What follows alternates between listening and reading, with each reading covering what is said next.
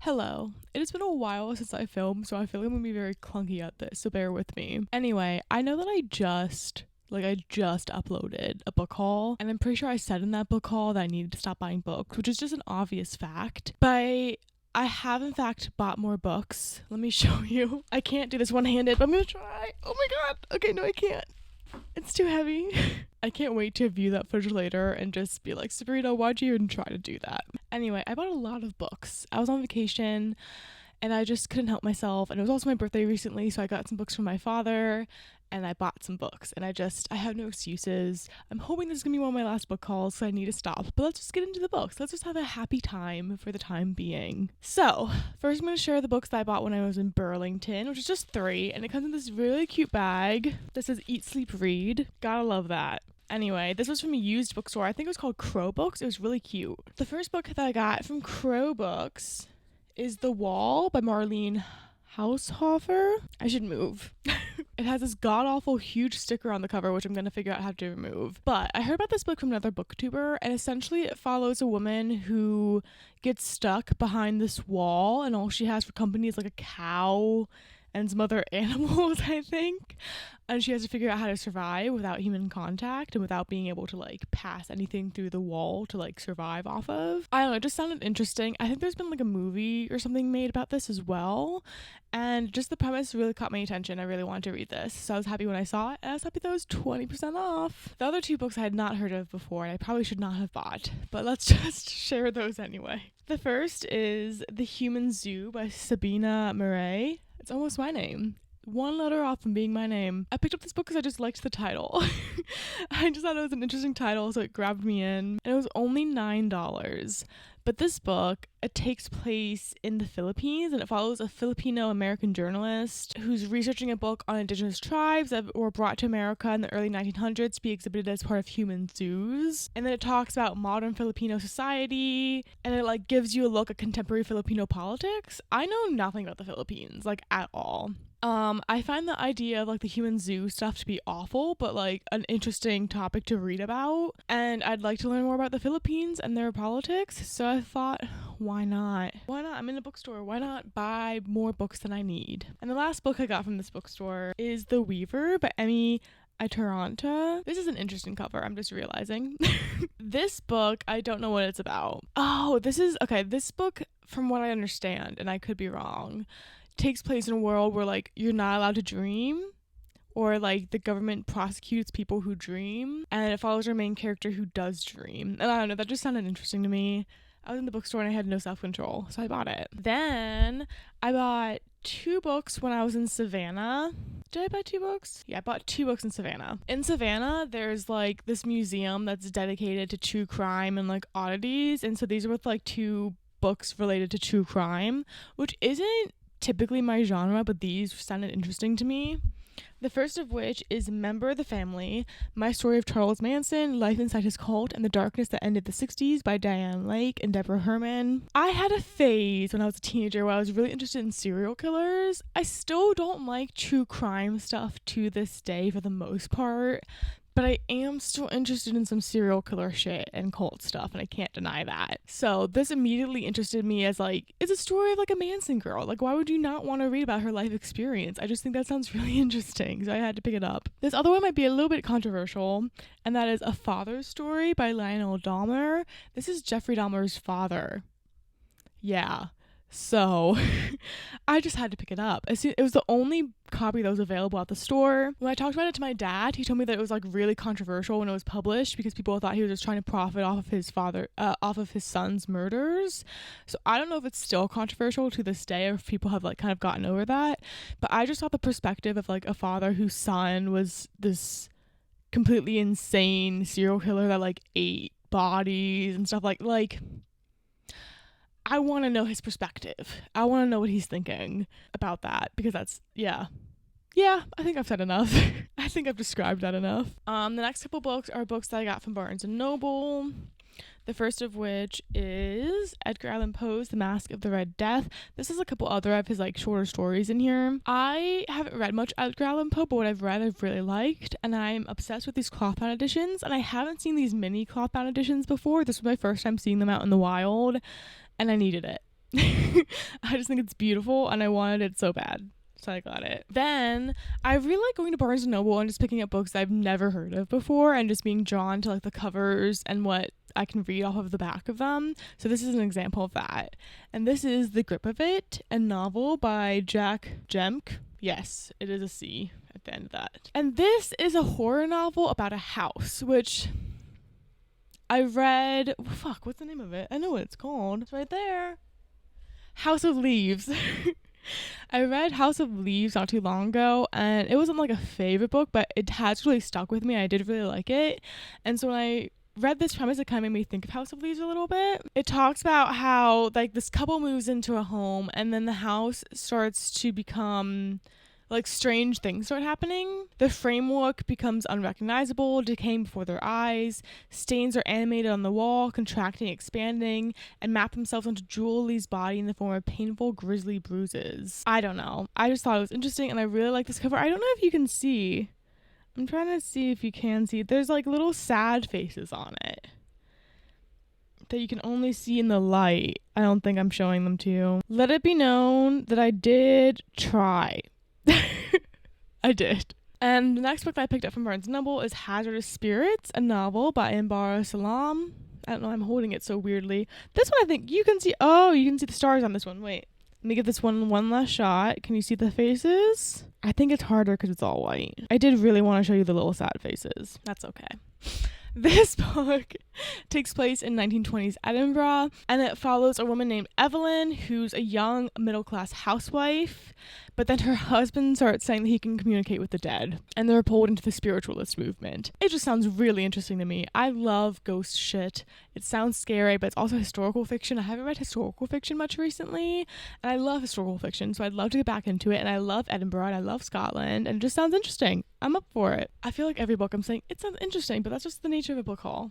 Okay, that's not on me. And then I also went to Charleston. I moved around the South quite a bit, if I'm being honest. And in Charleston, I got 2 books, the second of which I cannot find. Oh, here it is. Okay, so the first book I got in Charleston is Lost on Me by Veronica Ramo. And I picked this book up because it was like a staff recommendation, and one of the booksellers there, like when she saw me like holding it to try to read the back, just went off on how much she loved the book and how obsessed she was with it and how she couldn't do anything but read it when she was reading it and how she wants everyone to read it, so I had to pick it up. It basically follows our main character, Vero, who languishes in her bed in her childhood home.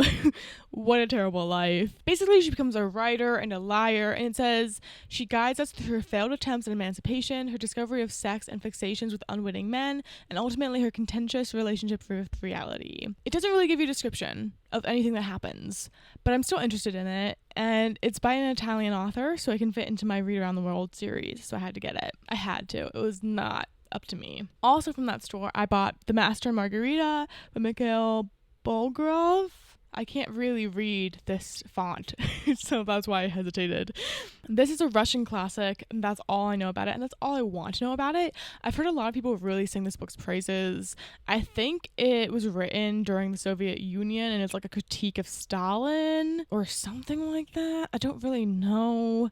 I just wanted to read it, and I liked the cover, and I saw it there, and it can, again, be for my Around the World challenge, so I picked it up. I don't even know if I've mentioned that I'm going to be doing the Around the World reading challenge, but I am. And then I think these are the last, oh no, one more. I also went to what was this town called? It was in South Carolina. It wasn't far from Hilton Head because I was staying in Hilton Head. I went to Beaufort, South Carolina, and from there I only bought one book, and that is Anne of Green Gables by Ellen Montgomery. I think everyone kind of knows the synopsis of the book. It just follows a young orphan named Anne who's adopted into this very loving family, but they kind of don't really want her at first, but then they do. I'm just giving a great description just based off of me watching Anne with an E. I love this edition. This is the same edition that I have. Why is it not focusing? They have Little Women in, so it matches. I just love it. I think it's beautiful. And again, for my Around the World challenge, I'm going to read from Canada, and this is like the quintessential, you have to read this if you're reading Canadian books book. So I picked it up, and I'm excited about it. I think it's going to be sweet. Okay, and then these are the last 2 books I bought on my travels, and these books I bought in Quebec City, because after I went to Hilton Head, I went to Quebec City with my mom the week after, which were 2 very different vacations. but I did it nonetheless. And it was hard to find English books in Quebec, so that's why I only bought 2. The first I bought is The Years by Virginia Woolf. I don't know much about this book, but I just liked the quote that was on the back. It says, "There must be another life here and now. This is too short, too broken. We know nothing, even about ourselves." I don't know, I really liked that.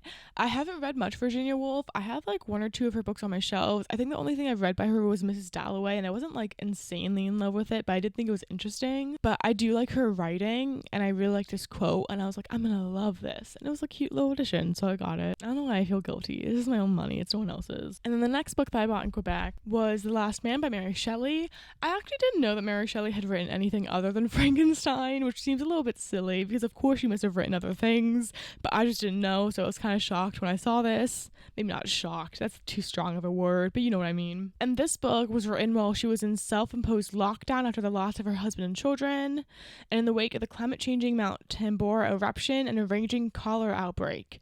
So this is the first End of Mankind novel, apparently, and it's an early work of climate fiction and a prophetic depiction of environmental change. That sounds awesome. That's all I wanted to know. I'm really interested in how she works with those themes.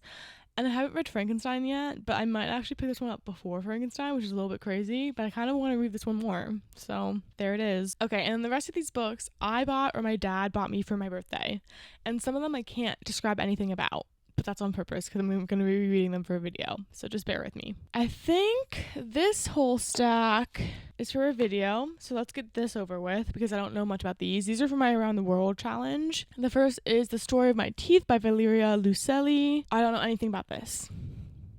There you go. Next is Perfume, The Story of a Murderer by Patrick Suskind. I think it's Suskind, maybe? I don't know. Well, I know what an umlaut means. What I know about this book is that it's about a man with a really intense sense of smell, and the book describes smells very vividly and very evocatively. So it sounded interesting. I've seen a lot of people reading this lately, and I had to buy it from Blackwell's because look at this beautiful cover. And the cover from Barnes & Noble or Amazon was just not living up to this, so here it is. I also got The Iliac Crest by Cristina Rivera Garza. Another one I don't really know anything about, but I've heard things about. I know it talks about gender. That's all I've got for you. Then we've got Last Day in El Zapatol by Mateo Garcia Elizondo. This is a ghost story. A junkie has gone to El Zapatol to die, to rent a room in the crumbling backwater, melt into one last fix, and not come back. I bought this one because it's a Chapo. I think it's the Chapo edition? Charco. It's a Charco Press edition. And I've seen this publisher everywhere, and I'm really interested in their work. Well, the work that they publish, and it's got cute little covers and stuff. I'm kind of obsessed. I really want to read this. I also got Elena Knows by Claudia Pinheiro, and this book I know a little bit about. This book is about a mother whose daughter dies, but she refuses to accept the police's version of what happened, and so I think she goes on to investigate it herself. I've heard so much praise for this book. I want to pick it up really soon. Then we've got First Love by Ivan Turgenev, another Russian classic. We also have Die, My Love by Ariana Horowitz, which I don't know much about, but it's another Charco Press edition. And we have another Charco Press edition, Tidal Waddle. My God, my speech impediment came out. Tidal Waters by Vela Vidal. And the last book in this little part of the haul is Like Water for Chocolate by Laura Esquivel. My friend Samira was talking about this book recently, so I told her I was buying it, and she was excited, so now I'm excited to read it. Okay, and now the last of these books are the books that my dad bought me for my birthday, I believe. Watch, there'll be secret hidden books in here that I've never seen before, and I won't be able to describe them. My dad got me 2 fiction books and 2 nonfiction books, which is kind of fun. It's a little mix. The first nonfiction book that he got me is Hidden Valley Road, Inside the Mind of an American Family by Robert Kolker. This book follows a family of 12 children, 6 of whom had schizophrenia. And it follows, I've read this already, it follows the family's story from the mother and father's childhoods and what they did in their life to the childhoods of these siblings, and it talks about how difficult it was for these siblings. It primarily follows the 2 daughters who both did not have schizophrenia.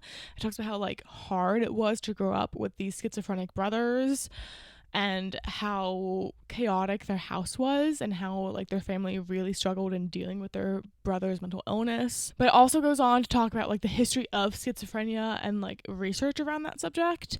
And like, it was really interesting. I learned a lot. And I do highly recommend this, especially if you really liked, I forget what the name is. No, The Immortal Something of Henrietta Lacks. The book's about like the Helo genes or whatever they're called. If you liked that, you'd like this as well, because it's kind of a similar vibe. Except this doesn't really have like, the book about Henrietta Lacks talks a lot about racial injustice. That's not in here. But still, similar.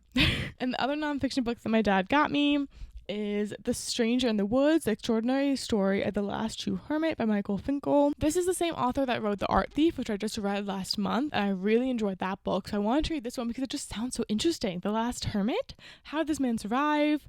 I'm into it. I want to know. And then 2 more books for this haul that my father got me. The first of which is Lies and Sorcery. This was hard to pick up by Elsa Morante. This is an Italian book. It was translated by Jenny McPhee. I forgot to say all the translated for the other ones. I will when I do the Read Around the World reading vlogs. I will acknowledge translators then. I just forgot about it right now.